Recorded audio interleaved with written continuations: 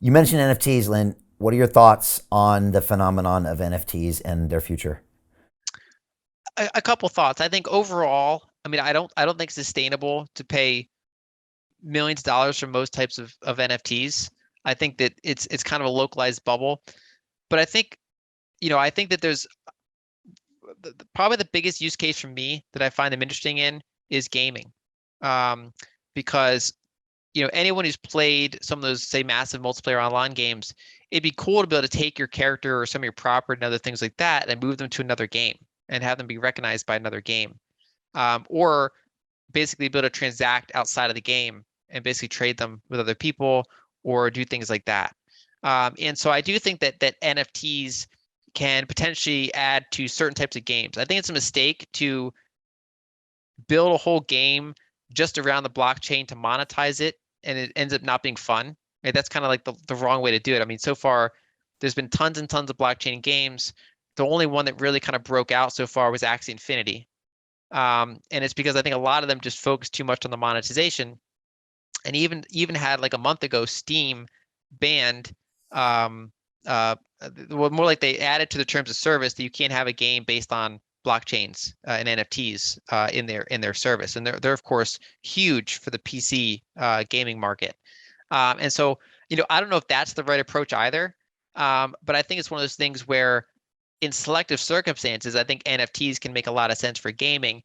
And, we also saw, for example, like on the Liquid network on Bitcoin, they did movie tickets that were NFTs, right? So it can potentially be more efficient for event tokens and things like that. I think it's an area that's going to be explored a lot, and that does probably have a lot of utility in the long run.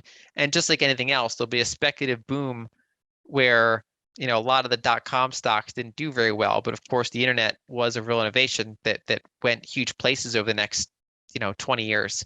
And so I think that NFTs are maybe in that kind of boat where I think they're very speculative. They're also very prone to manipulation because if I want to manipulate Bitcoin, I can't really do it. They're all the same. It's a very liquid, fungible market, and it's hard for me to manipulate Bitcoin. Whereas if I have a set of art, say there's 1,000 pieces of art in the set, if I want to manipulate the price up, I can trade this one piece of art. I can have an anonymous account, and I can trade this piece of art back and forth and build up the price. And I can have friends do it with other individual pieces of artwork, and we can build up these crazy prices and then attract people who say, "Oh, look at the market going up," and then I can sell them that picture. And it wasn't really a real price to begin with. It was insiders doing that, and so I would be, I think people should be very cautious about buying NFT artwork because it is a much easier market to manipulate than Bitcoin or even like Ethereum's price and things like that because it's specifically non-fungible. So I would separate basically this current round of price speculation versus some of the long-term potential that we could see in the NFT space over time. Yeah, I think someone tried to do that with a CryptoPunk a week Yeah. ago, where they printed some, $500 million trade, and then they traced it between two wallets. Again, I think the art market is this. They've been doing this for the last 100 years, right? Like Yeah. this is their Now it's just, game. now it's just faster. Yeah. It's Yeah, basically it's all the same problems with art, and now it's super fast and you can trade with yourself. And so it's basically it's like art market on steroids. So, and people are getting into this space, they're not familiar with the art market. And they think, wow, I want to buy this penguin without necessarily realizing that maybe someone traded it between themselves 7 times to bid up the price and then unloads it on that unsuspecting speculator. So yeah. I think people have to be very careful with that, while maybe also acknowledging that it is interesting for gaming.